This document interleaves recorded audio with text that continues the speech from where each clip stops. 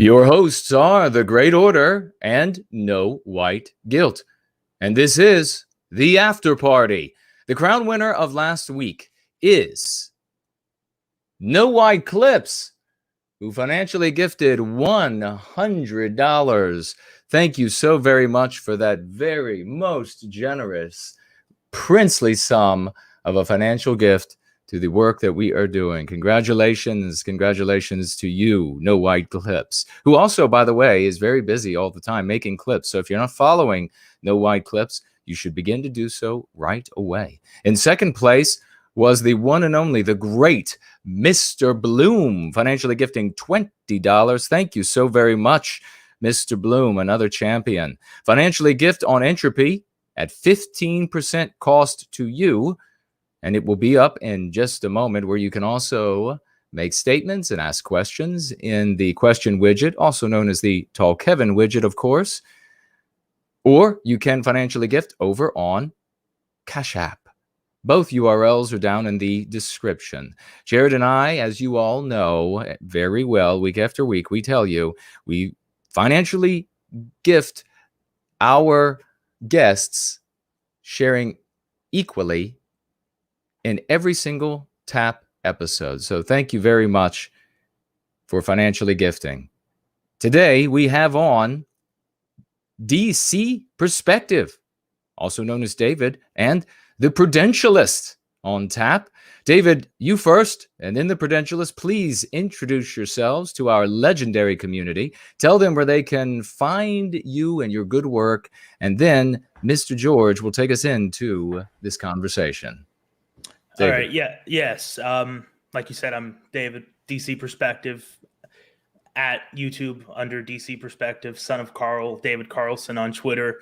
And that's basically it. From there, you'll go into my About section and find everything you need. So thanks for having me. I'm excited for this conversation. The Prudentialist. Thank you for letting me come on. This is a great honor, and I'm glad to be here also with David, a good friend of mine. You can find me on YouTube as The Prudentialist. You can find me on Telegram under the same name, as well as on BitChute. And I'm on YouTube with the same channel name as well, and at Twitter at 2BPrudential. Well, thank you both for being here, and welcome. It's always exciting to have first-time guests. It looks like David and Jason, I don't know if you guys are roommates or something, but it looks like you're in the same space, maybe right next to each other in a room there. Just on the other side of the room. I mean, I could throw him a cool. tennis ball and you would see it appear right there on screen. That's cool. Maybe. Well, we have a little Virginia, North Carolina connection here, right? I'm actually I'll be in Virginia pretty soon here. I'll be moving within a couple of months, so I'll be in the same state. Well, we nice. welcome you. Yeah. Nice. You can help us to make it great once again. Hopefully. Yeah. And happy St. George's Day to everyone, especially our English friends tuning in a little after 9 p.m. UK time. A glorious day indeed, no relation, at least not that I know of.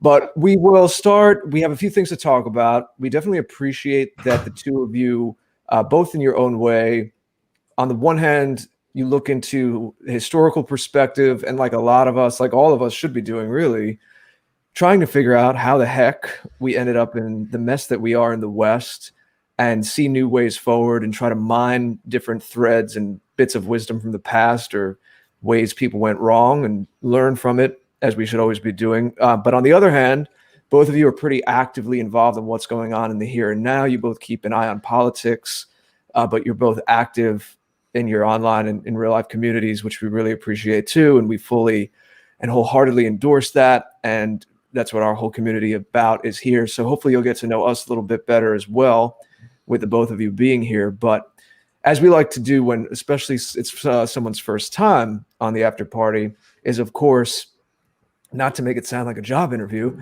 but how you got here, how you ended up doing what you do. So Prudentialist, why don't we start with you? Just take the time you need. You know, we have a little time to kind of tell the story of different things that woke you up, what that was like, if you went from one perspective to another, if there's a progression like some people experience, and why you decided to step out, do the work that you do online, do the activism you do in real life.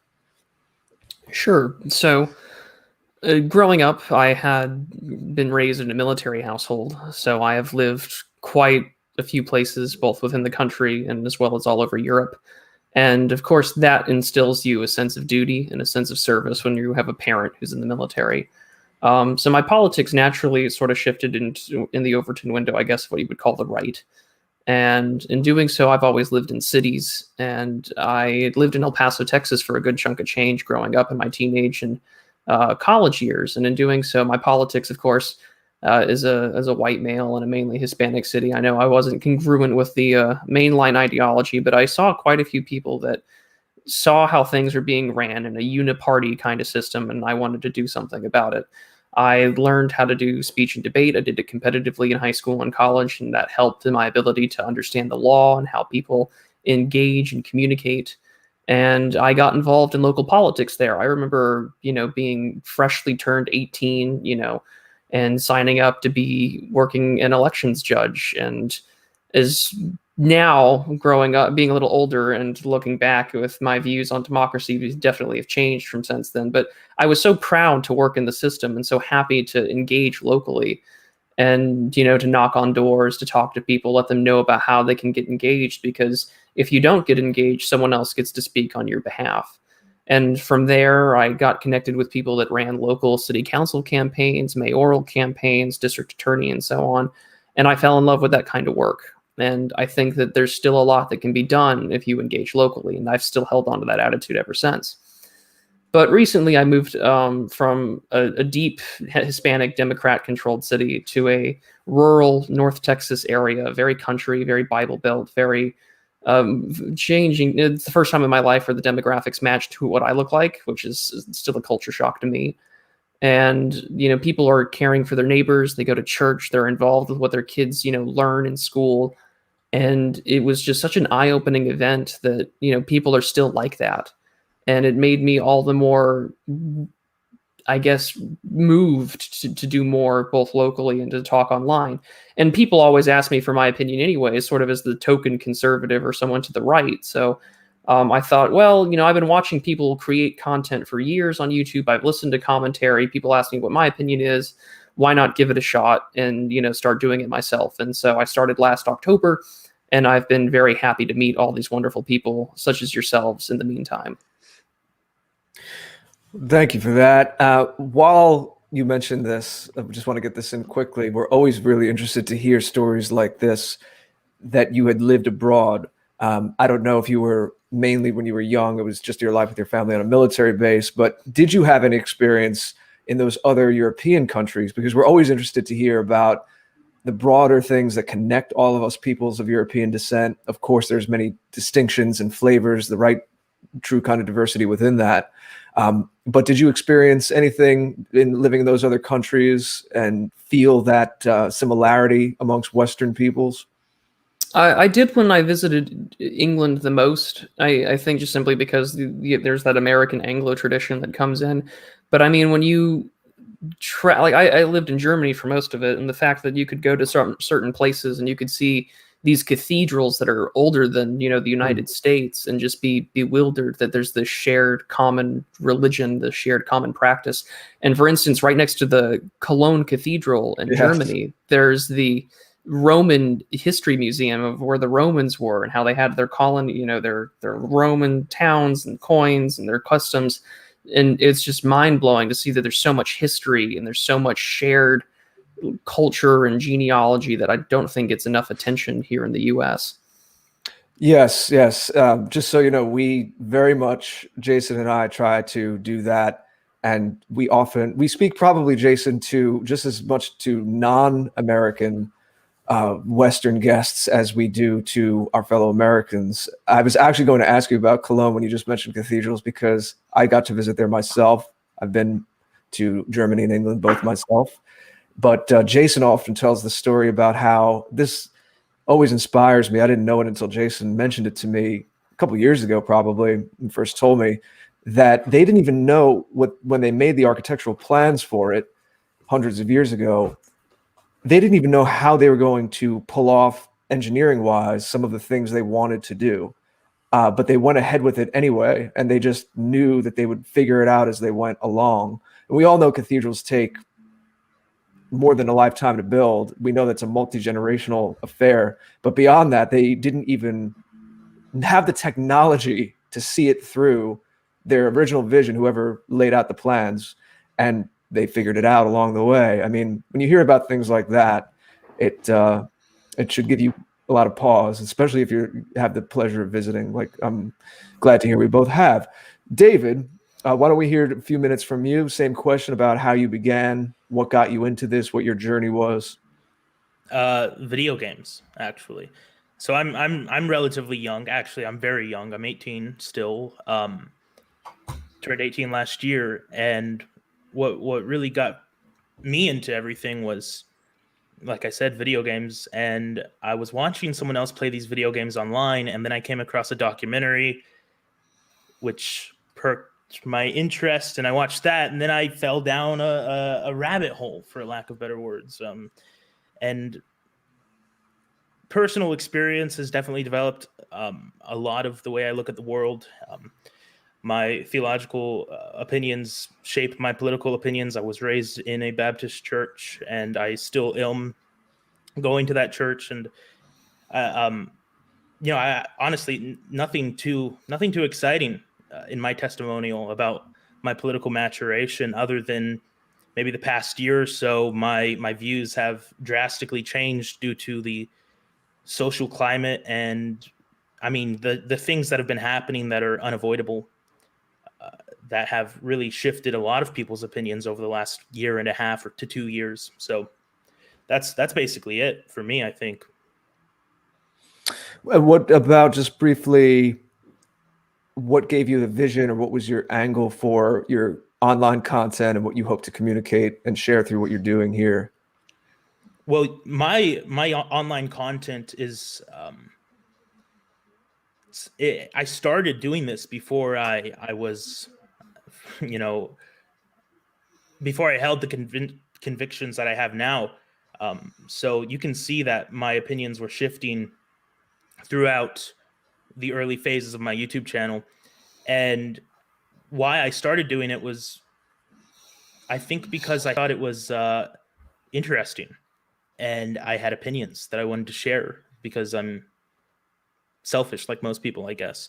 But that's really just politics. Mainstream politics is where I started, and I've kind of branched more into esoteric, looking more at the philosophy and the nature of these things and these systems. And that is in part due to the fact that I feel like mainstream politics is fake in a lot of ways, and cringe. Yeah. So that's, well, why don't we talk with both of you about that for a minute then, because we know we wanted to get to it anyway. Seems like a natural place to go then. About when you say mainstream, so it was what we generally understand the US as conservative Republican Party type stuff. That was your entry point. mm-hmm. And then what kinds of things, and Prudentialist, after David speaks, please, we'd love to hear you on this as well. What kinds of things did you see that weren't congruent or didn't make sense with what they were espousing, these so-called conservatives and people that are supposed to be representing our interests? I had a mentor of mine in the early 2019 Democrat primary process invite me to a roundtable that they were hosting at my church. NPR was coming by, and we're doing this roundtable. And if I knew what I know now, I wouldn't have done it because it was on NPR. But I showed up, and I realized that in my argument for rugged individualism, that wasn't actually congruent with my views of Christianity, because Christianity is not a rugged individualistic faith. It can't be. And so that was really just something that shook me out of my slumber. And from there, I started looking more deeply into this type of stuff regarding American politics and where things have gone wrong and where the conservative movement has gone wrong. And, given the 2020 election and the Atlantic article, and I think that you can clearly see that things are not as they seem in a lot of cases. Mm-hmm. So the whole development over the last year has been pretty rapid for me. But I was thinking about it yesterday. I think now more than ever, I'm actually able to articulate what I believe, because it makes sense, because it has foundational principles and values, which is something that I didn't hold and didn't have when I was more of a libertarian. I wasn't capable of articulating my beliefs because my beliefs were inherently not coherent and self-defeating in a lot of ways. It's like, how are you going to argue for in a moral position while saying that if you can't afford healthcare, you don't deserve healthcare? Well, that doesn't seem very, that doesn't seem very right to me, at least. Prudentialist, what about you with conservative Republican politics, and what kind of disenchanted you with that? Well, to me, it was actually engaging with it locally. So you can have people that, have their beliefs and will actually, stick to them, at least locally within your community. And so, those who I guess are more closer to what affects you are more likely to be truer to your word. And you see that disconnect from, what happens locally or even on the state level to then what happens in Washington. And it makes you wonder that, these people who are at least in the Beltway are happy to concede to those that are adamantly against you on almost an existential level, and to what I believe now is an existential level. And they're happy to go along with it, or even play their own form of devil's advocate to make Faustian bargains for whatever that they want and ignore those that vote for them. And in doing so, my politics had moved from this sort of conservative libertarian. If you were to ask me 5 years ago my opinion on Christianity, I would have told you that the GOP needs to abandon it and they need to drop the religious right shtick and they would win elections if they focused on economics. And I have gone a complete 180 since then. I recognize the importance of community, the importance of faith, the importance of neighbors looking out for one another and actually building strong neighborhoods and actually socially policing their customs and what they believe in. And that disenchantment has brought me more to, I guess, sort of a reactionary sense. I've definitely been reading more esoteric work, and in doing so, I can articulate what I believe in now. But yeah, that disenchantment came from the absolute, the disparity between what people can accomplish and say and want on the local level, and then be completely ignored on the national level in front of the media and the cameras when everyone's looking. Mm-hmm. Mm-hmm.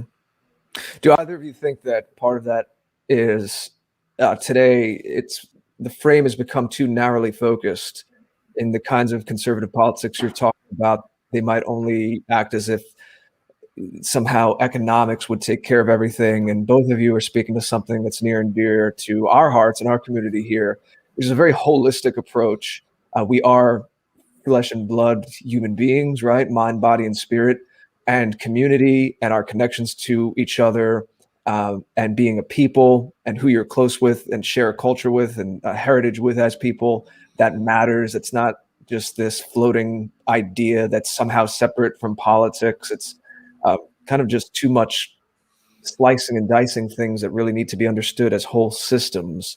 And it personally, to me, one word that I think of sometimes is it leaves me cold.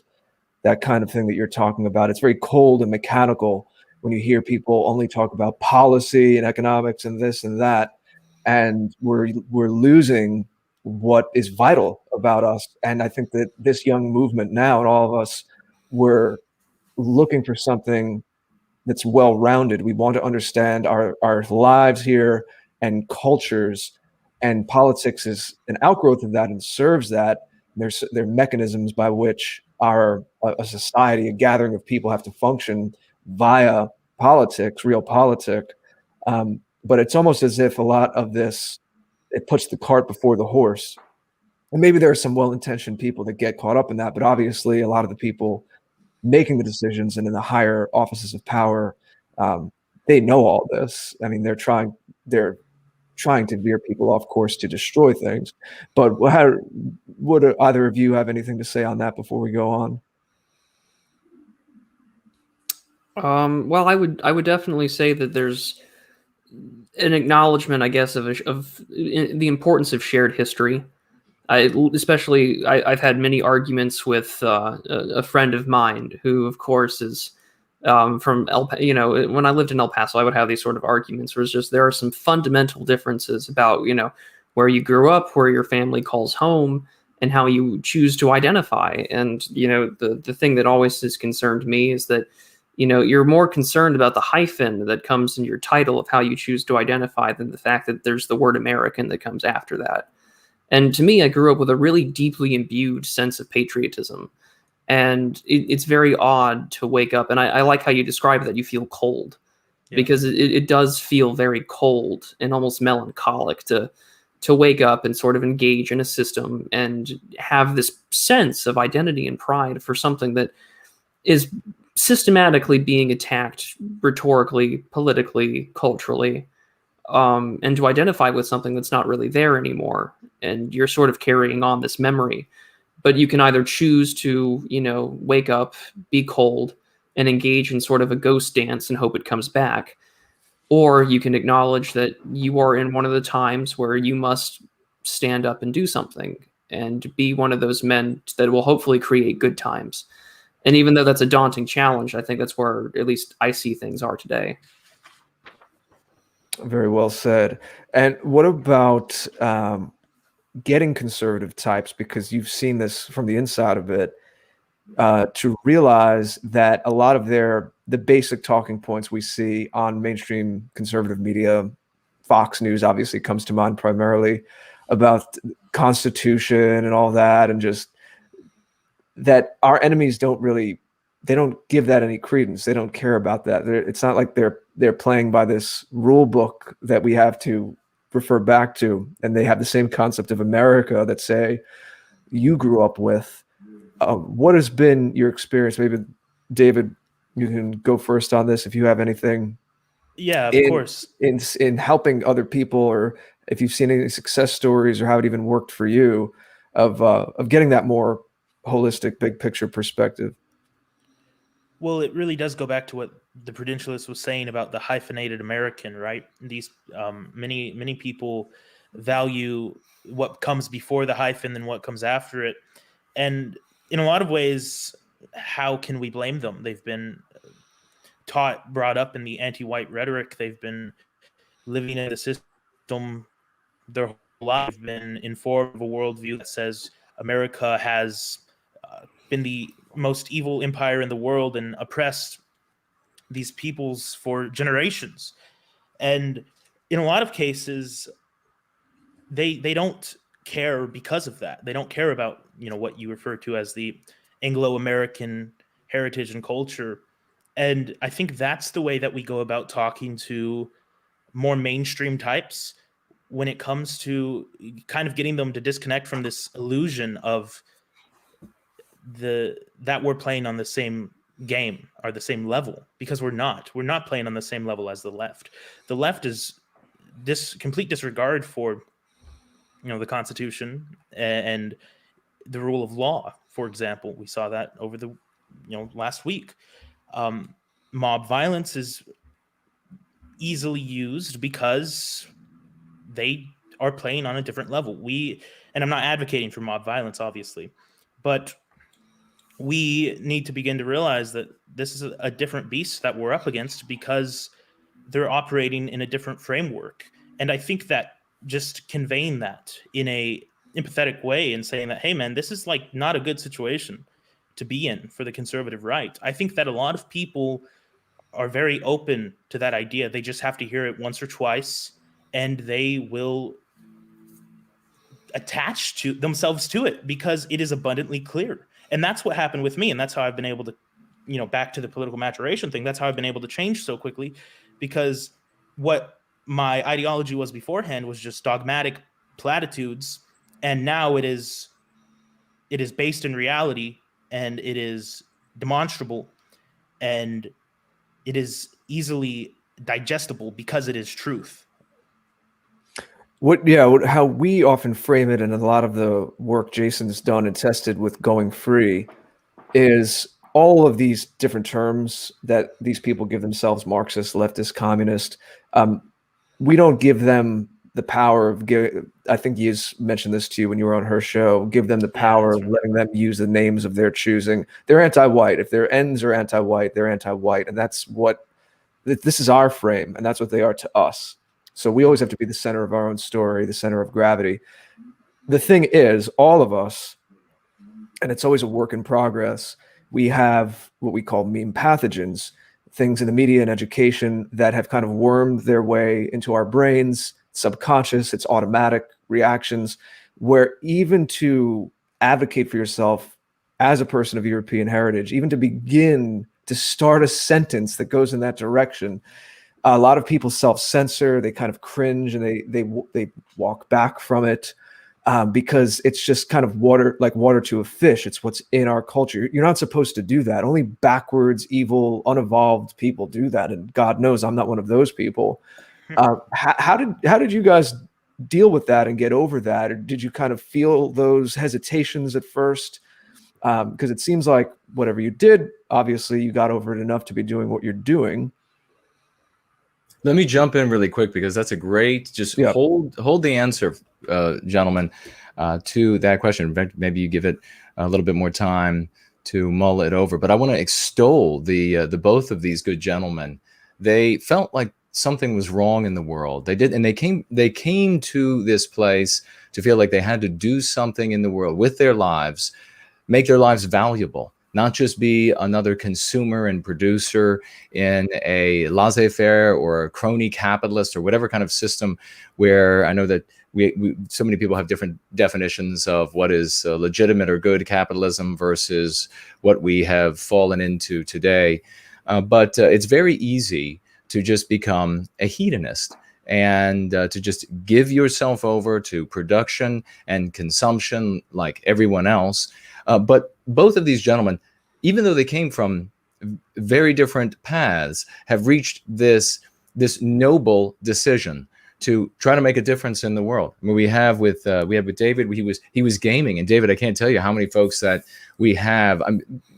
It is conservative to say millions of young white people have been ardent gamers. And part of, there's nothing wrong with gaming, of course, all things in moderation, but there's nothing wrong in and of itself. But what essentially so many of young people are doing, young white people are doing, is they're giving an identity of demonism, of this evil that surges through their veins, and they have to spend the totality of their life making amends for something they never did wrong, making amends for being what they are. And they end up, so many of us, we end up endeavoring to shed that identity and to be something else. That's why you see so many white people who are anti-white in various stripes. And a lot of especially young men, but young women too, they get into gaming, and the identity they take on are the characters, the protagonists in the gaming world. And it was a place that men could hide. And I'll tell you, David, we have a guy, and several come to mind right now, who have spent many thousands and thousands of dollars on gaming. Roy Danton was one of them over the years, wasting his life away. Now he is an absolute champion in service to white well-being. He could not be more of a hero in the real world. And so they get into the gaming world, and the gaming world was safe for our people, safe for our young men, because the anti-white narrative, the meme pathogens, they were few there. The anti-white narrative was weak for so long in that environment because it was pure fantasy, etc. Well, of course, everyone knows that the anti-whites, they leave nothing untarnished, nothing unpoisoned by all that they do.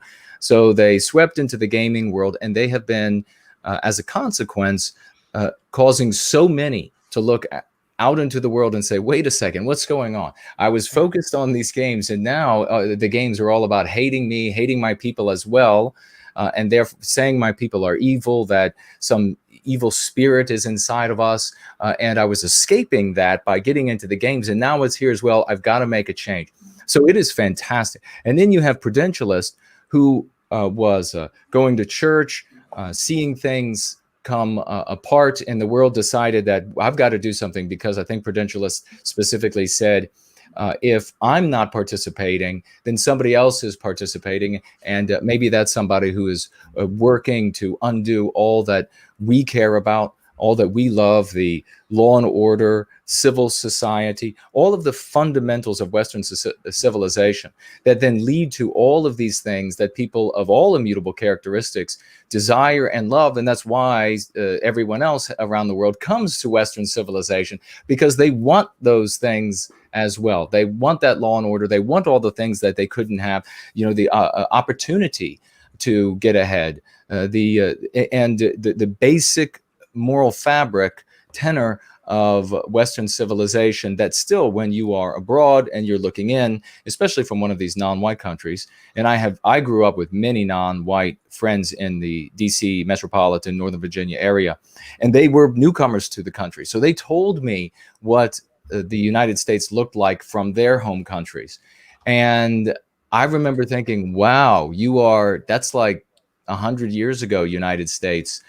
We have really headed down the toilet since that United States, but welcome nonetheless, and best of luck to you here in this country.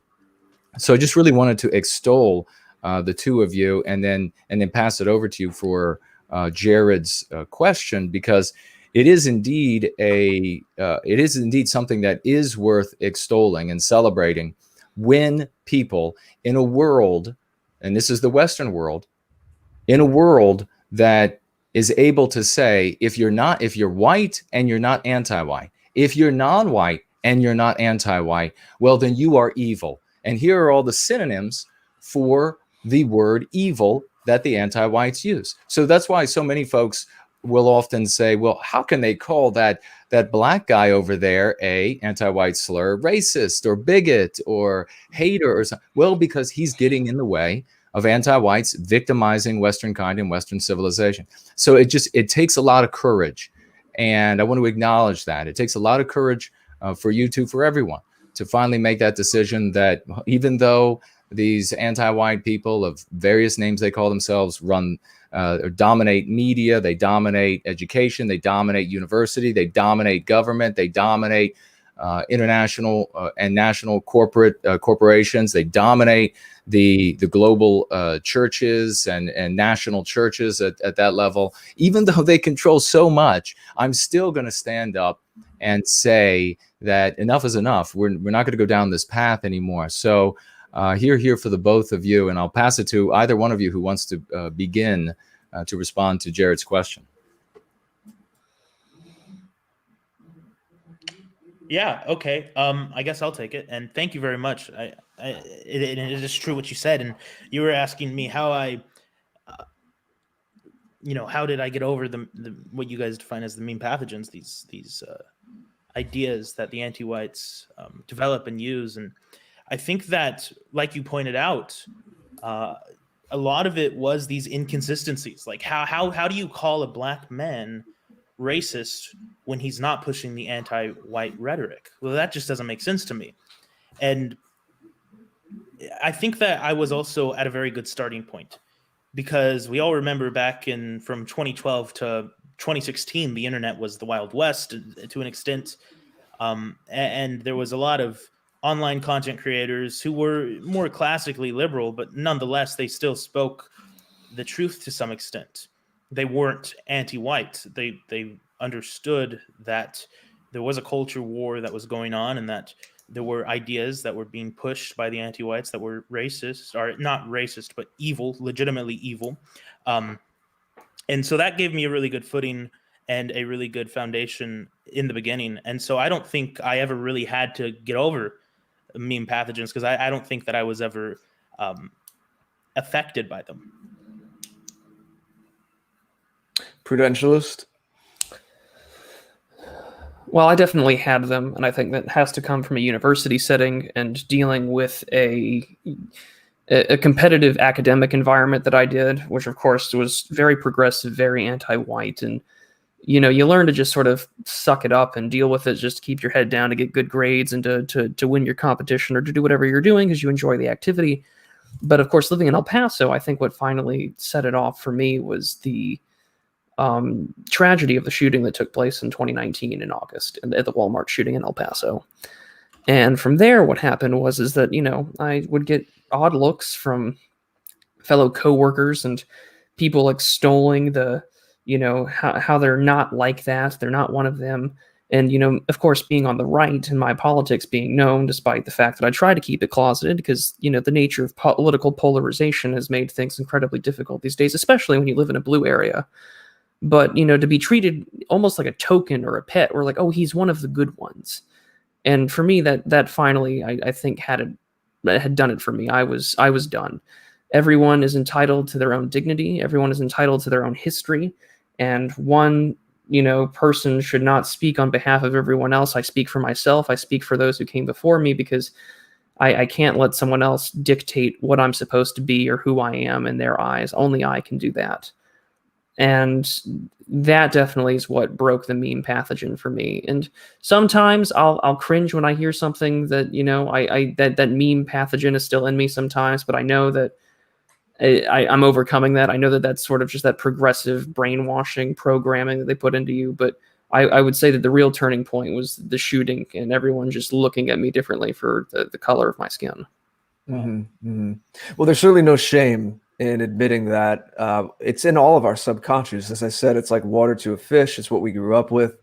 And you're always going to have to be checking in and making sure that you're not hamstrung by all those negative messages, those poisonous messages. I mean, we've done specials on what they're doing to our children, even toddlers being taught this, going home, crying to their parents. And it's just absolutely heartbreaking. A couple of things, just very quickly, housekeeping in the chat.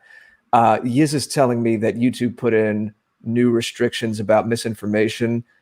So it looks like it's not just our sites, but any site. I tried a benign site, Petco, a pet store chain, and even that site got deleted. So I don't think it's just our sites. I think it's any sites. Even moderators are having a hard time. So we know YouTube doesn't really like us, but at least I think it's just a blanket site thing. And then we'll say this again at the end. But since sometimes people check out early, just want to let you guys know, Jason and I will be on Frody's film stream on Monday at 3 o'clock Eastern. So look forward to that. I'll tell you more about that at the end. And John and I are doing a Learning in Public tomorrow at 11 Eastern. But anyway, with what we've been talking about, it's probably a good time to segue into another topic that we had, which is you were beginning to say, you mentioned political polarization, Prudentialist. Say that fast 3 times. Political polarization, Prudentialist. And the fact that we're being siphoned off and people are developing different language, it's getting easier and easier to tell just by social signals, words you use, words you don't use, kind of what side of this polarization you're on. And maybe we can thread that with demoralization as well, because it connects to what we've already been talking about. I've heard you both speak about how many people today feel hopeless, demoralized. We're up against this impossible task. It's too late. It's all over. And a lot of people are encouraged just to go sit in their room and do nothing and just feel like it's all over. Their lives are meaningless. We've dealt with a lot of that here and seen people turn around. Actually, when those meme pathogens get cleaned out of their subconscious, and all of a sudden they see the light, then they discover latent talents or they discover a purpose, because we all have that. We're all here for something, but all of that toxicity can build this ugly wall in front of that light that you have inside. So obviously the two of you, in the very fact that you're here and doing what you do, that you don't have that demoralization, but I know that it means a lot to you and you want to help other people get over that demoralization. So I know it's kind of broad, but maybe we can just begin to tackle those ideas of people feeling demoralized and relate that also to people feeling, especially I guess people who feel like us, because we've been singled out and there's this splitting and it's easier to tell who's who, that we're apparently the bad guys and we're not, it's all over for us, that it's already a done deal. It's clearly not. Well, David, just randomly chose you, but okay. I think you have to start off with that. You mentioned political polarization words and the way they interact with each other. And you use this word a lot, stories. These words define our stories, and I think that is vital in understanding. Stories are key. You have to envision a better world in order to even begin to go after that. And the words that are behind the stories that you implement in your daily conversations are vital. In this political polarization that we're facing, I think it's unavoidable in many ways, but I think it's incredibly important to develop our own stories and our own words. And that's one of the reasons why I love what I've heard from you guys, because that's what you're doing. And there's needs to be a lot more of it going forward in other institutions and within other groups. And I think that when we're talking about people being demoralized, you have to envision what it is like to be not demoralized, to be moral, to have energy and excitement, or, for lack of a better term, white pilled or whatever. And what is that thing that would make you feel okay? Envision that and find a way to begin to work towards that.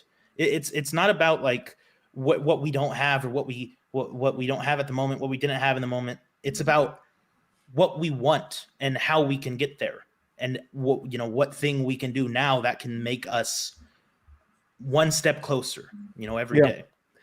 Yeah, absolutely. Absolutely. Very well said, especially for men. I mean, for men, it's the difference between having a life and contemplating suicide. I mean, men need a purpose. We need something to be driving towards. Prudentialist, anything you have to say on that? Absolutely. And the atomization and demoralization that kind of comes with, whether you want to call it modernity, the current system, our politics, that's what they want. And I say they in a very broad sense, but when you look at sort of every narrative that gets pushed, those mimetic pathogens that are out there, they would happily love you to be without a purpose. They would want you demoralized. They don't want you to do anything. And to me, that gives us all the more impetus to create works of art, to create stories, to create narratives and these myths of, great men who came before us. And we may not measure up to those great men and to the histories of the past, but it gives us something to look forward to, or at least to aspire to. I tell people all the time, and I have no problem being open about it. I tell people, listen, if a guy who does dialysis every night, like myself, I need a kidney, can go out and do activism, or go out and make content and encourage people to do things, then heaven knows that if you're able-bodied, you can get yourself out of bed and you can do the work and create something. It doesn't have to be a video. It doesn't have to be commentary. It doesn't have to be rank punditry or anything political. A guy who creates art, or can create some sort of place where people feel connections and feel like they have meaning, is going to do something a lot more important and have a lot more value than me putting out a simple take about like working from home or something. Well, God bless with that, Prudentialist, and thank you for sharing that bit, that personal bit right there. Someone in the chat, No White Guilt Clips, actually, who we were talking about before, said something we often all say here. It's worth reminding everyone: if our situation was hopeless, their propaganda would be unnecessary. Perfect, No White Guilt Clips. You read my mind, because this was on my mind as these two guys were speaking. I wanted to mention that notion as well, and maybe David, Prudentialist, you could put more you could put that punditry hat on for a moment, that political analyst hat on for a moment, and just wax a little bit on what the bigger picture is, and the fact that even though from a certain perspective things can look, very dire, all of the insanity that's especially been building for decades, as we know, and before all of our lifetimes in a bigger picture way. But I think we all know that since about 2015 or so, the last 5-6 years, there has been just this absolute acceleration to all manner of bizarre things that we see being pushed in the culture.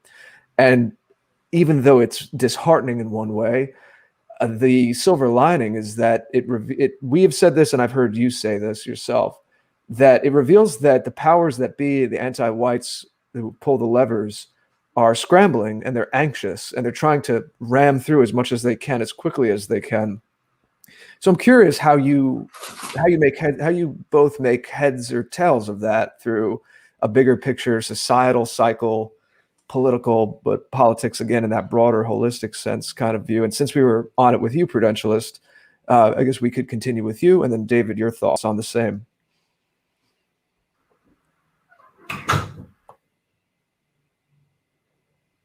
Prudentialist, were you there?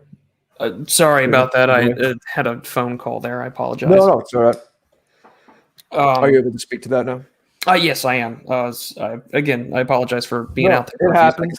But for sort of the putting on the rank punditry hat with the statement about the propaganda being useless, or the propaganda there if things were truly useless. I think the thing is that things have really accelerated, not since 2015 onward, but really post 2012. One, you recognize that sort of the stratification of the economy post 2008. You had this really weird alignment of leftists, liberals, classical liberals, paleoconservatives, your Tea Party types, sort of identify that there is a moneyed interest class economically that is, enjoying, making money off of grievances, both political, racial, etc. And in doing so, to break up such a coalition, we start seeing the line go up in the number of mentions of, anti-white narratives in the newspapers and the media and so on. So the mean pathogen gets sent overload. And of course, there's this hubris that comes with it. You have the re-election of Barack Obama. You have the paper on the emerging Democratic majority, where they think that everything is in the bag. And then 2016 happens, the great upset. And then things go into panic mode for them. And that's when the propaganda gets crazier, the newspapers get crazier, all the mask comes off.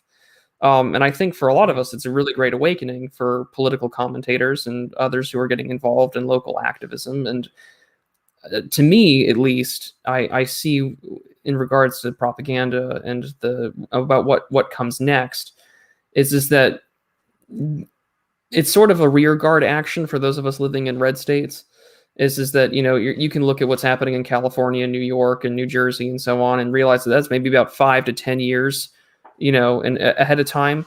So it's almost as if you've been transported back in time before the financial crisis, or or some other great catastrophe, knowing there's nothing you can do about it, but you can prepare to survive it. And I think that's why a lot of this activism is important. That there will be a long winter, and as I've always called it, what is coming in order to fight back is sort of like the Reconquista. You will probably not live to see the fruits of your labor, but your children and your grandchildren might, and that makes it all the more worthwhile. Yeah, I mean, exactly right. And this system that we're dealing with right now it's not absolute, and and when I say the system, I mean the elite class that we're operating in are under, and they're not well, and there's this really great G.K. Chesterton quote, which I tweeted out the other day, and he says it, it's like the first thing he says in his book Orthodoxy. He says that it seems that the most worldly people know the least about the world. And this is incredibly true with someone like Karl Marx, for example, and anti-whites now in general. They are not mentally well, firstly, and secondly, they just don't have good sociological judgments about things. And due to that fact, I find it inevitable that they are going to collapse in a sense, and we must be there with our institutions, with our communities, with eyes to one another, to pick up the pieces and to carry on. And so ultimately, I'm confident about the outcome, and that is that we will be fine. It might, like you said, take a few generations, but the acceleration in the past couple of years, and I would agree, it started in 2012, is somewhat in a reaction to Obama's re-election, somewhat in a reaction to Occupy Wall Street, and the economic and populist sentiments that came out of that. But I would say that this acceleration that they've had has, like you guys said, demonstrated that they're absolutely insane, and insane things don't last. Very well said. And actually, I want to excite the two of you very briefly here, because we very strongly believe about contextual shifts. And we talked about before several times, actually, over the past few years here is that the human mind is its view of reality is narrow. No matter, I mean, you're more intelligent, maybe you get a little bit more, you're able to take in a little bit more of reality, but ultimately it's very narrow, and it sees things in a now permanent state. And so even when people have very high IQs, very high education, they attempt to navigate, or they attempt to plot a path from where we are to where we would like to be in a frozen just permanence of the current state of affairs. The reality is that societal contextual shifts happen all of the time. We had a very big one with a pandemic last year. Sometimes they're carried out by humans, contextual shifts. Sometimes they could be natural. Sometimes they can be the acts of geopolitics. Contextual shifts give us opportunities that we didn't heretofore, whatever that individual moment might be, we didn't heretofore have. If we have the strength, if we have the numbers, the liquidity, the intelligence, the connectivity, etc., to take advantage of those new opportunities and circumvent the new challenges that are created by the new contextual shift, we can go from where we are, and I likened it this past Roland going free, in like a wormhole sort of a way, from where we are to where we want to be quite rapidly, the recapture of our destiny. So there is the possibility, as Prudentialist astutely observes, that this, and David as well, could be multi-generational thing. It entirely could. And it's still and even perhaps more so, I think Prudentialist said, a worthwhile cause, or David, worthwhile cause, because it is less selfish and more selfless to be engaged in. But that doesn't preclude the possibility of there being a societal contextual shift. We ourselves could end up growing strong enough with our numbers, with our connectivity, etc., ingenuity, that we could put our shoulder into the state of affairs and maybe push things a little bit, that there'll be more opportunities to us. Things like this case and the ruling that recently occurred, whatever one that might be, that as well provides opportunities for those of us who love Western civilization, love Western kind, who want to protect our weakest members, our vulnerable members, and every single one of us, though, but certainly our children and elderly.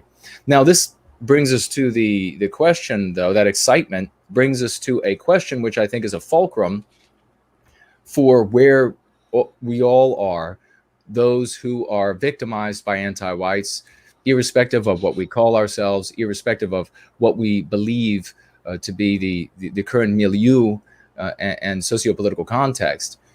Those of us who are victimized by anti-whites are confronted with, and this holds true for every Western country, the difference between the people that compose the country and the concept of the state itself, and who are the power holders in that state. And I think one of you were talking about, and maybe both of you were talking about, how we have a desire, and we even vote a certain way. Things can be put on the ballot, and the people come out and vote a certain way. And then this anti-white system, this anti-white regime, takes it in an anti-white direction. I'll tack on to the question, which I want both of you to answer, if you please would. The concept of the American people versus the concept of the American state. But I want to tack this on as perhaps something that can feed in or inform the answer you're going to give, and that is that we saw with Trump an anomaly in the normal functioning of this anti-white oligarchy, this anti-white regime, this great anomaly that upset, forestalled, whatever it might be, whatever your likes or dislikes are for Trump, or believe him to have represented or attempt to actually accomplish. It was nonetheless an anomaly. And now we are seeing in the presidency of Biden the inverse of that anomaly, the correcting to the anti-white state of affairs, and this quickening of anti-white ideas, of victimization of Western kind, white erasure of Western civilization within our countries. And so if that could inform your answer to the people versus the American people versus the American state. And we can, let's jump over to the Prudentialist first, and then we'll go to David for his perspective. Sure. So you want them to be the same thing, right? To an extent. We are, of course, we hear a lot of the narratives that get sold and the popular phrases, oh, we're a nation of immigrants and so on and so forth. And to an extent, yes, that's largely true. I mean, there are a variety of European groups that came that are not necessarily all Anglo that came to America in the early days, whether it's Pennsylvania Dutch, you have French, you have Germans, you have Englishmen who helped with the founding, of course, a massive wave of Italian and Irish and Polish immigrants that come in the 1920s and so on. The concept to me as an American, of course, growing up in the military was, of course, this very integrated, diverse sort of, of course, with a white majority based on the demographics. But I mean, there was this unity that you were all fighting for the set of ideals. And it didn't matter what it came from. You had a shared history. You may have come from a different part of the world, but your values were to adhere to what this country was founded on. This country had a strict, moral upbringing, an Anglo-Saxon legal and political tradition of common law and indirect democracy, learning from the mistakes of previous democracies of the early and ancient classical times. So it's very hard to balance that because they think, oh, anyone can come here and just have our values and do so. But that's not the case. Because if that were the case, we would have people that come from different parts of the world want to be like those who came before that are, native to this land. And to me, I've always grappled with that sort of debate, living across abroad and living in, non-white areas and part of the country that, the United States, is this set of ideas, yes, but it also has its heroes, its myths, its values. The thing that I've been lamenting that, when we talk about what feeling cold, is that who knows the story of like Paul Bunyan or Johnny Appleseed anymore? Like these classic American folk tales or even John Henry, for example, if we're to bring in an African American story, and they're not, or they're replaced with these homogenized sort of universalist, cape superheroes. And don't get me wrong, like Superman's not even truth, justice, in the American way anymore. So not even that is something that you can really adhere to.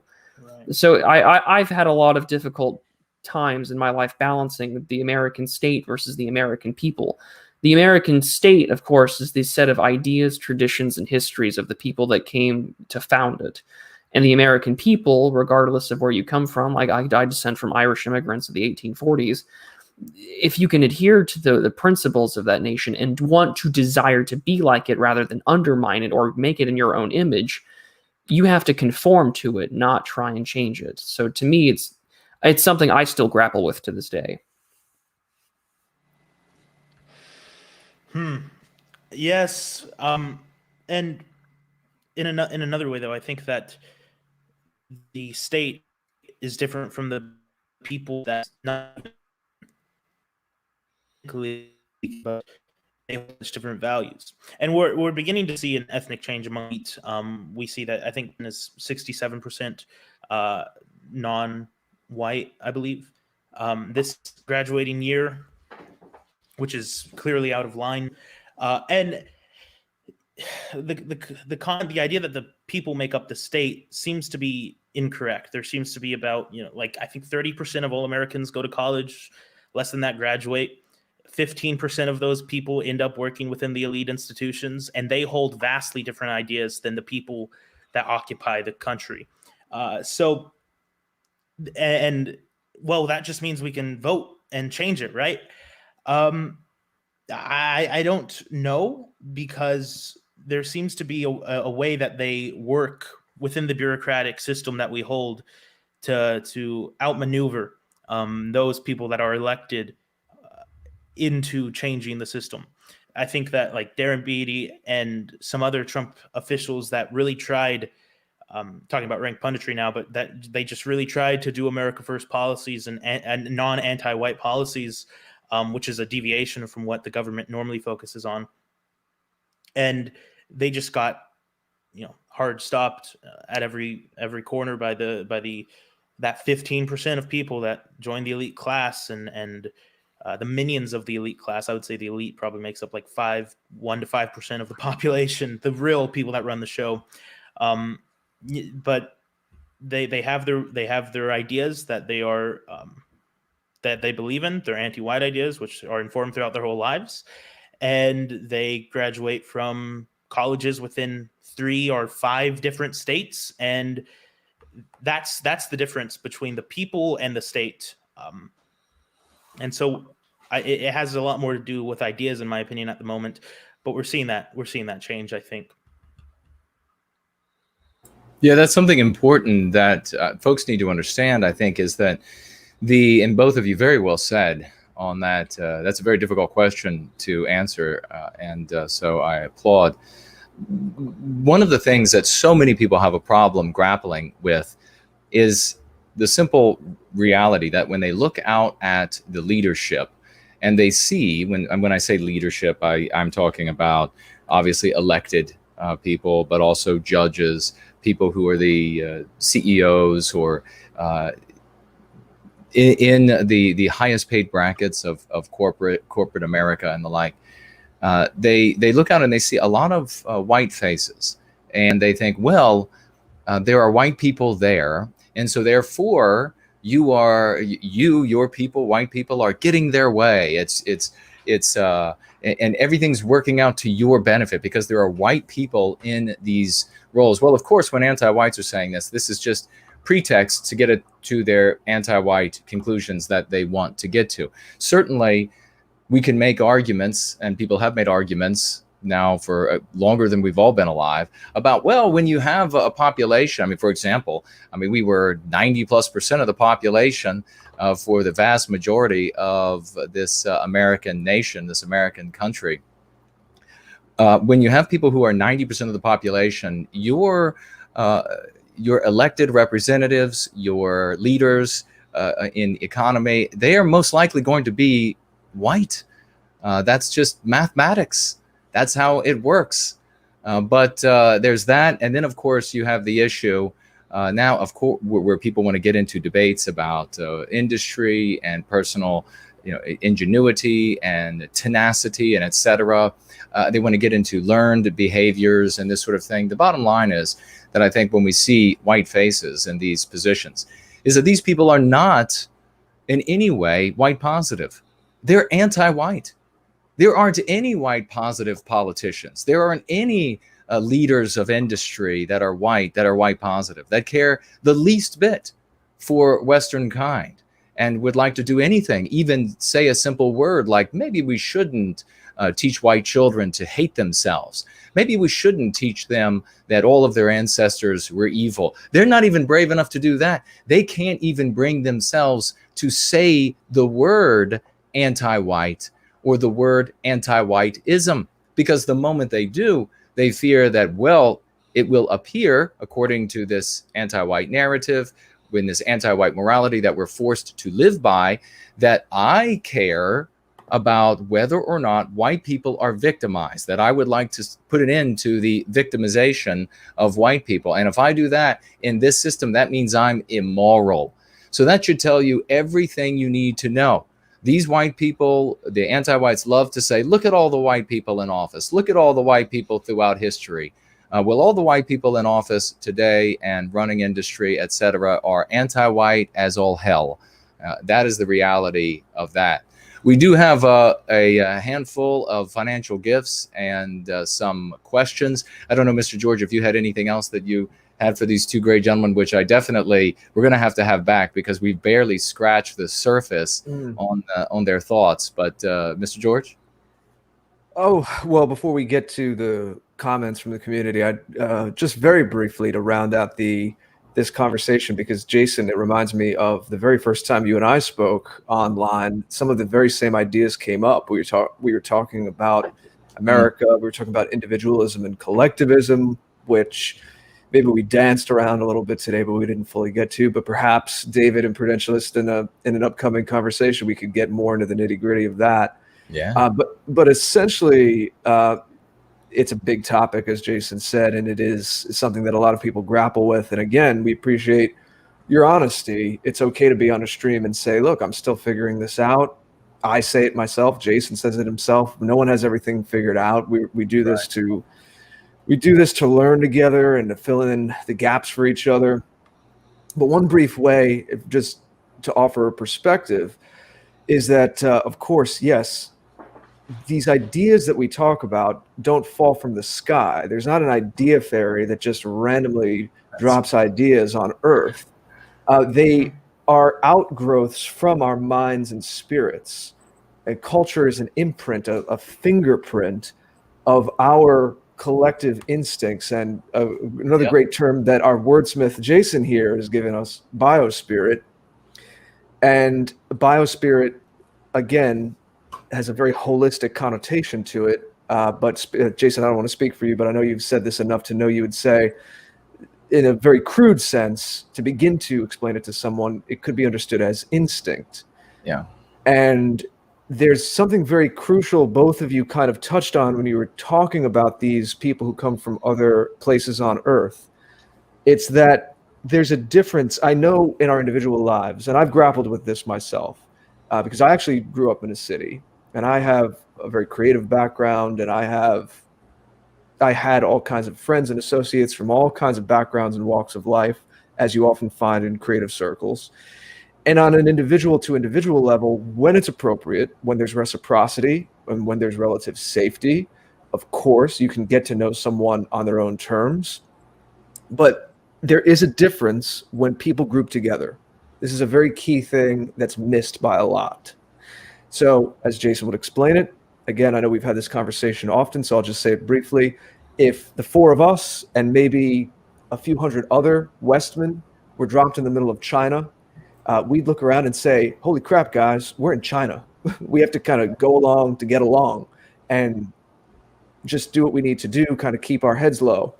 But if that community grew and all of a sudden there's 5 or 10 million of us in a province in China, maybe we start to get a little more confident and we say, we want to build some villages that look more like it looks back home. Instead of these pagodas, we want Tudor-looking houses, or maybe we want to put up lights at end of December to remind us of Christmas Yule time, because that's in our rhythm. All the ways we cook and the decorations and the dance and the social customs and how men and women interact and all the custom around courtship and things like that. Of course, there's variations, but there's still a general consensus of how things are done in certain Western cultures and then Western culture at large. So briefly on the United States, of course, growing from, as you rightly mentioned, a largely English Anglo-Saxon instinct from the majority of the men who were here in those days. But as Prudentialist said, that has antecedents in Rome, that has antecedents in other Northern European guilds and really meetings of men and ways that they determine common law and rights people had. It doesn't come out of nowhere. There's a lot to it in our history. So America is kind of this iteration appropriate for its time and place from these people. And then, yes, you did have non-Anglo people come later. You mentioned the Italians and the Poles. Here's a quick thing. When Jason and I first spoke, this is the way that I put it. Two quick things to think about, and then we'll get to the questions. One, I actually said this to a friend of mine too, who was kind of halfway in and halfway out. He wasn't really sure about all this. He knew something was going on. He knew something was off. But, he was a guy who listened to CNN and read the New York Times as well. And so he wasn't quite sure. He had those meme pathogens. It was a little cringy to even talk about some of this stuff. I said to him, you go and you look at this painting, Washington crossing the Delaware. It's idealized. You talked about myths. This idealized image from our what's called the American Revolutionary War.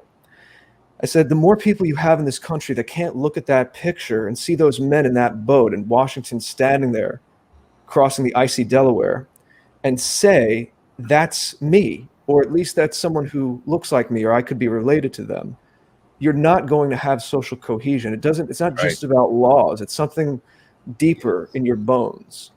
Yeah. And I kind of saw his eyes crossing and thinking about it, and he admitted that there was something to that. And the other quick thing I'll add is that even though, yes, there were different European ethnicities, they still mean a lot. Jason and I are far from those.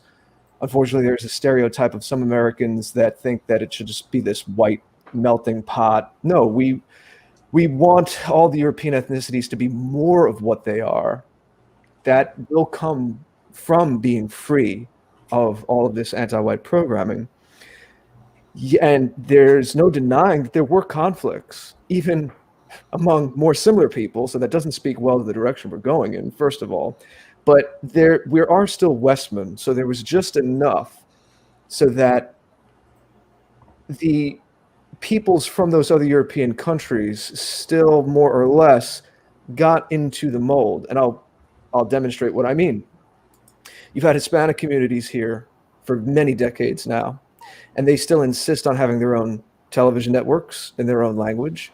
You see greeting card companies catering toward different non-white demographics. You see award shows about those communities, celebrating their entrepreneurs, celebrating their artists. I ask you, is there a Polish equivalent of Univision? Is there an Italian equivalent of Univision? Is there an Italian equivalent of the mahogany greeting card line from Hallmark that's for African Americans? No, no, no, and no. There's a reason for this. Yes, you might still find these little cultural parades, Columbus Day Parade in a little area of Boston or New York City.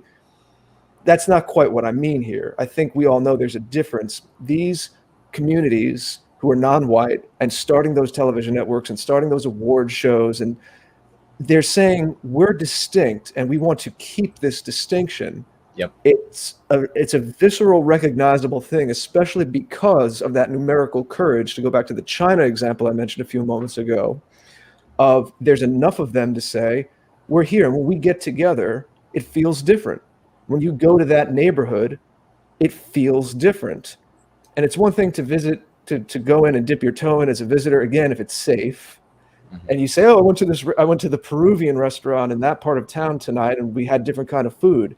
But then people think that's viable just because you enjoyed the food, which is the stupidest, the most base level argument. But you get people arguing for civilizational change based on food. We can all.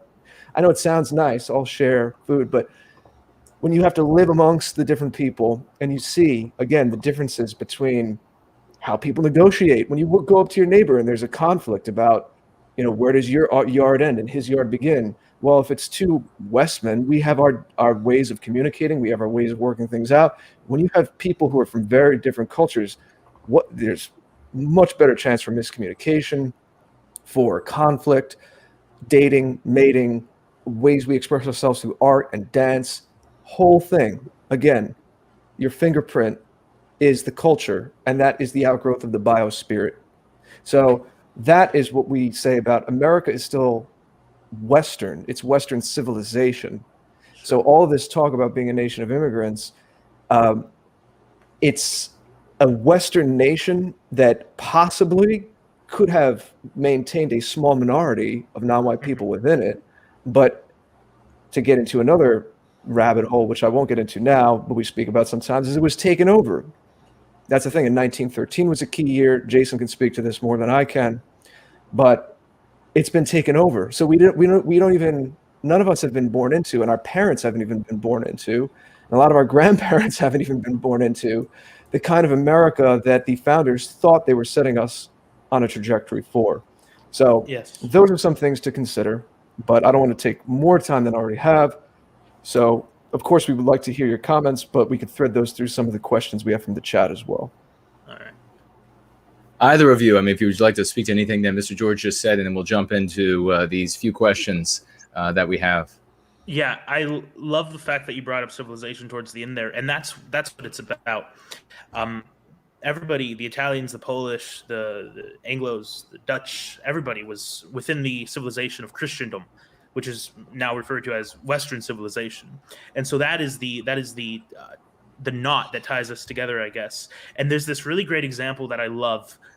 When we went to war against Germany in World War I, whatever opinions you have about that conflict, or I know some people call it different names, and whatever that is. Here in America, there were thousands of small-time German print newspapers that printed in German.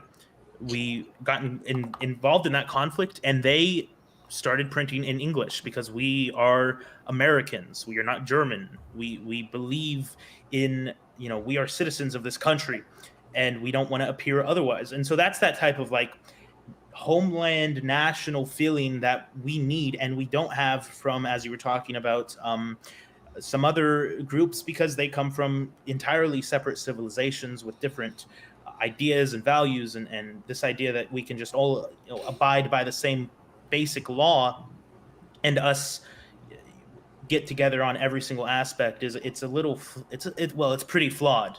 It's pretty flawed. Yeah, it's not transactional. Again, that's too cold, where it's just law. I give an example of, if you go to a mall and every store has the same return policy. Well, those are the laws, those are the rules, or the food court has the same rules. But it's a very different feeling if you walk around a mall where it's all Westman versus a mall where it's like what the Mall of America is becoming up in Minneapolis, right? Where it's this hodgepodge of everyone. And also, I want to let Prudentialist speak, but I just want to make sure I say as well, from my perspective, and again, things I wrestled with and I thought a lot about before I started, is that metaphysically, this is actually coming from a place of love, and that's not a platitude, and it's not trying to save me from the YouTube censors. I already had my first channel destroyed. Jason and I deal with censorship and deplatforming all the time. I know, and I knew that it would come with the territory. I was ready for that. This is how I really feel. I'm the same person when I turn off this camera as I am when I'm speaking to you now.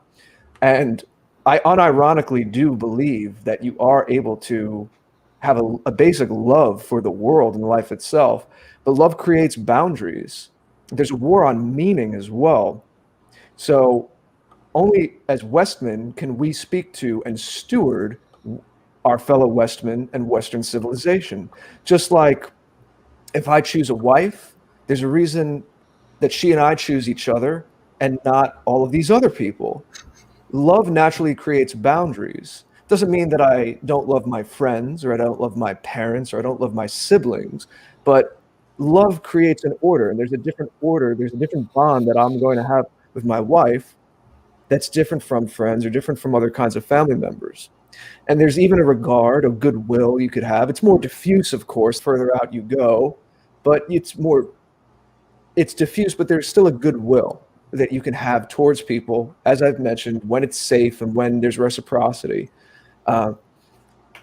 And I think that a leveling and destroying distinctions between boundaries is all of this that's touted as morality. It's touted as this evolved kind of thing, the way the world is going, and we're seen as people who are dinosaurs.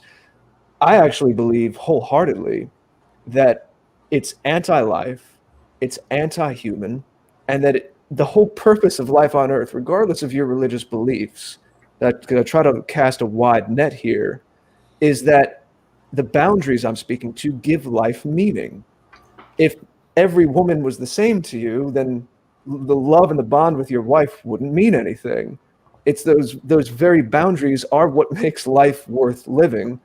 And your culture, your race, your heritage can certainly be couched in those kinds of terms as well. It doesn't mean it's mutually exclusive with having goodwill towards other people or appreciating their culture. I'm not in some clique here where I have to feel like, oh, if I like a certain jazz song by a black artist, now all of a sudden because I do this, I can't admit that anymore. No, I like John Coltrane. Sure.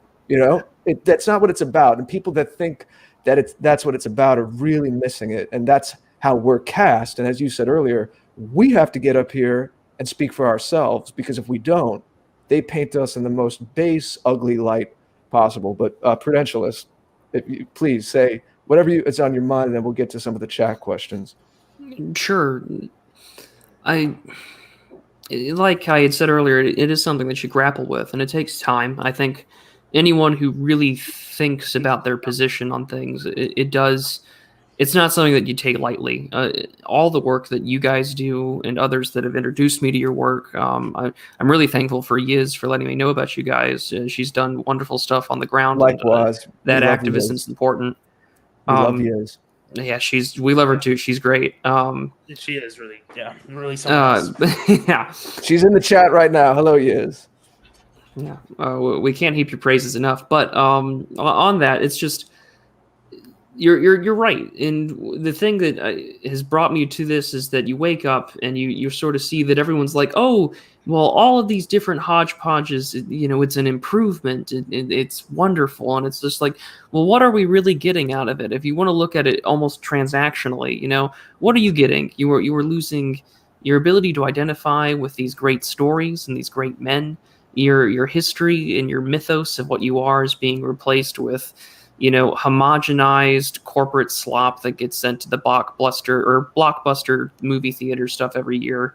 And time again, these things don't have any value. They're disposable. They want you to be these consumeristic materialists that, it doesn't matter what you look like, who you are, you're all going to be the same sort of happy little line goes up sort of thing on the GDP. And you lose out so much that has that intrinsic metaphysical and almost teleological value. And that, to me, is really the wake-up call, because there is so much beauty that comes from the past, that comes from that heritage, that we shouldn't just blindly give up.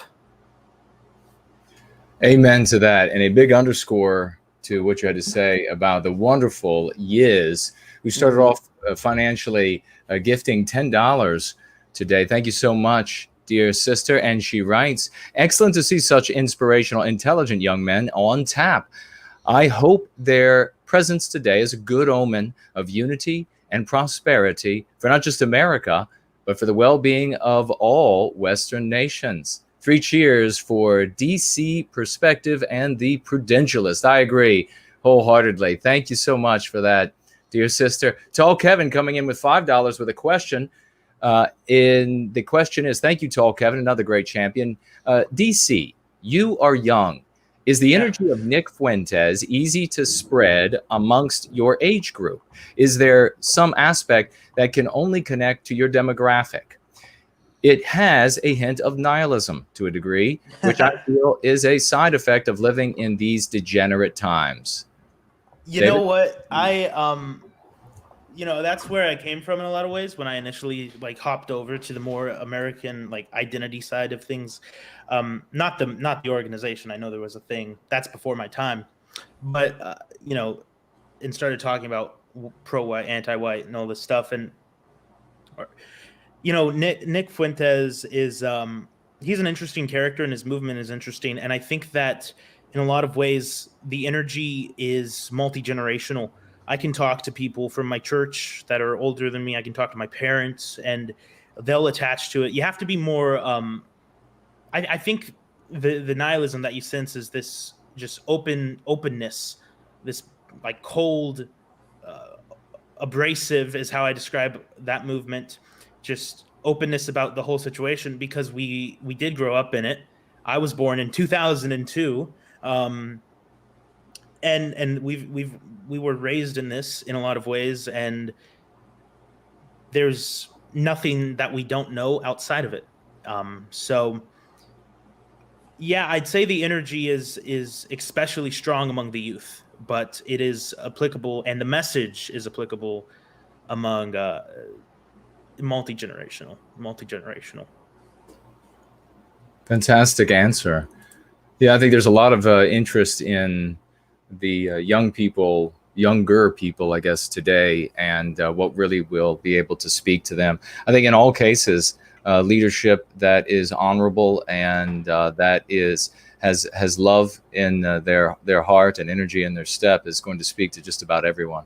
We have the great Mrs. Jess Horst, and everybody get your raucous emojis out, because the wonderful Mrs. Horst has shown up and financially gifted, along with 6 beautiful little white emoji hearts. She has financially gifted $100. $100 from the great Mrs. Jess Horst. Thank you so much, sweet lady. And our love goes out to you and to everyone who is serving White Wellbeing. Yiz is here with $3, another financial gift, back again. The last thing Jared brought up reminded me of the MC for diversity, about being dysgenic and not a strength. a social disease that weakens the bonds necessary for a strong country. Well, indeed, is, as we say in the book, Go Free, the MC, one of the recommendations I give for when you think about racial diversity is that racial diversity is dyssynergistic. We are less than the sum of our parts. That is evident all around us. That is why the country spends trillions of dollars all over the West, many, many trillions of dollars, and our brightest minds forcing them, our people, to harmonize the diversity. We wouldn't have to have all of these agencies and these departments and the punishments and the anti-white tribunals. We wouldn't have to have all of that if racial diversity wasn't a problem. But it's always been a problem throughout all of history. You can check it out. But of course, ask CNN, because maybe I'm completely wrong about it. Maybe CNN knows the truth. So make sure you hear from them on that issue. But yes, one of the MCs is that diversity is racial diversity is dyssynergistic. We are less than the sum of our parts. Thank you again, dear sister. We have the great No White Guilt clips, ever industrious and hard at work like the Keebler elves, and financially gifting $25 here and saying everything that he had to say with those $25. Thank you so very much. And let me swivel around to here, because I believe we have a financial gift on Cash App, or we will quite shortly if it isn't there already. In the meantime, as the screen begins to load, I'm going to ask David to begin for us, as soon as I finish reading these two financial gifts, his closing remarks, any thoughts he might want to share with folks, and where people can find him. But before we do that, we are going to look over here, and it looks like we have a financial gift from Ace. Thank you so much, sweet sister. $20 financial gift. And she writes here, great stream. You guys all speak so eloquently. Well, we appreciate that. Thank you, Ace. And we also have a financial gift from Art Acrobats of $4.14. And thank you so very much, saying everything he wanted to say with that $4.14 to White Wellbeing. And we will swivel back around. David, final thoughts and where folks can find you. Yes. I just kind of want to reiterate what I said earlier about knowing the story that you would like to develop in Western civilization within this country, and then going after it, building parallel communities, parallel institutions, a new way of life, or perhaps an old way of life, re-energizing and bringing that up and just displaying, like you said, and like you guys talk about often, with love and compassion, because that's what it takes. And like you said earlier as well, I mean, if you do it that way with love, then it applies to, because love is, I think, interpersonal and very appealing to many people. So I would say develop your vision if you haven't already, and get moving and communicate that vision with other people. And that's what I try to do on my YouTube channel, on my Odyssey channel at DC Perspective, and at my Twitter account at Son of Carl. David Carlson is the name on that. After being slaughtered on Twitter multiple times, my other accounts, I'm back again with an esoteric name. So you can find me there. And I would love to have conversations in the future. And I've got some cool things in the works. So great. Well, we'll definitely have both of you back. Prudentialist, final thoughts and where folks can find you? Sure. Like I had said earlier today, the atomization, the demoralization, the simply watching the world go by and being resigned to just let it pass you by is exactly what they want. And it is important for you to find purpose and meaning in anything that you do. Whether you're good at math, whether you're good at art, create something, find purpose in yourself, because no one else is going to give it for you. And so by finding that purpose, you will not only inspire others, but you will inspire yourself to go further beyond anything that you thought that you could accomplish. And to me, that is essential for anyone's well-being and to achieve that dignity that everyone deserves. And as I said at the beginning, you can find me on Twitter at @2bprudential. I have a YouTube channel here as the Prudentialist. I'm also on BitChute as well, and I'm looking into Odyssey as well to have my alt tech platform expand and grow. And if you're interested in learning about sort of, gentle introductions into reactionary ideas or, realist foreign policy, I cover a lot of international relations issues on my channel. I do a show every Sunday where we pick topics, we go over what's going on in the world, and I always end it on something fun, but you'll have to come on this Sunday and find out for yourself. Great teaser. Well done, brother. And we're going to have, as I say, the both of you back. It's going to be splendid. This was a fantastic conversation. Mr. George, final thoughts and where folks can find you. Well, it was great to get to know both of you a little bit. Thank you for your time, and I hope it leads to a lot of fruitful things. Prudentialist, you mentioned Johnny Appleseed. I'll just quickly say, Jason and I were both involved in this book. It's this beautiful coffee table book called Folk. Came out at the end of last year. And our friend Jeff Winston, who organizes the White Art Collective, you both spoke about the arts. I don't know how aware you are of this, but Jason and I are heavily involved in and connected to that community as well. I'm a musician myself and write some poetry. Jason, of course, has writings, including a fiction work, Prometheus Rising. But White Art Collective is tons of different creative types. It's mainly music. They have Saturday night shows and then replays during the week. And it's become like a radio station. There are so many people flocking to create this new culture. But Jeff Winston, who started White Art Collective, his essay in this book, because it's 10 essays from people of Western descent from around the world about what it means to be a people, is actually about Johnny Appleseed and about that American mythology. So maybe we'll talk a little bit more about that off air. But my site is thegreatorder.com. That is the clearinghouse of everything that I do. Tomorrow at 11 a.m. Eastern, which would be, 5 o'clock in the UK? No, 4 o'clock in the UK. I'm sorry, 5 hours ahead, 4 o'clock in the UK. John and I return, John Bruce Leonard, author and editor of Arctos Publishing, with our series Learning in Public, the salon-style open conversations that we have. And I said to John, what do you want to talk about? And he said, death. He said, death. I guess he's in a mood. So we're going to talk about technology and our society kind of getting into this denial of death sort of thing, but then see where it goes. It might go somewhere totally differently, as those shows do. But if you're around, please come to the chat. It's always great to kind of take your questions and see how the conversation develops.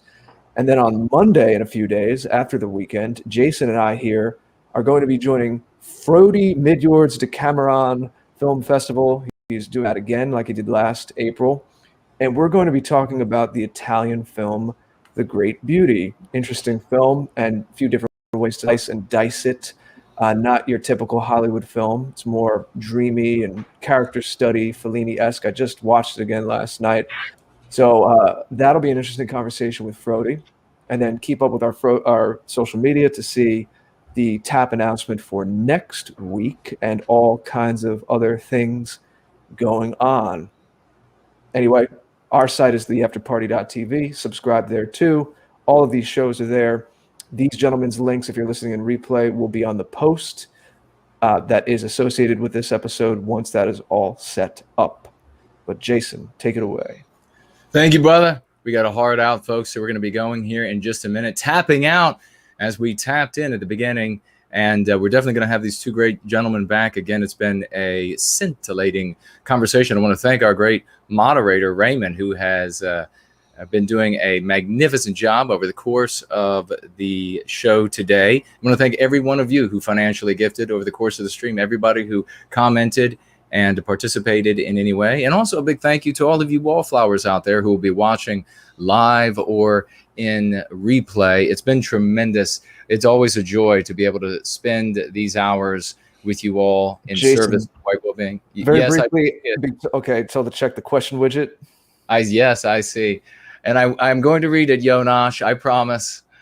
So thank you all so much for being here today. And we will wrap up with the words of Jonash, who is very eager to let us all know that when the great Westman Bolin of Volvo invented the 3-point seatbelt in 1959, the company gave the patent away free, saving countless lives. Go free is repeating history, saving lives. Going free is the seatbelt of Western kind. The seatbelt majority of Western kind is currently driving without. Fasten your seatbelts, please.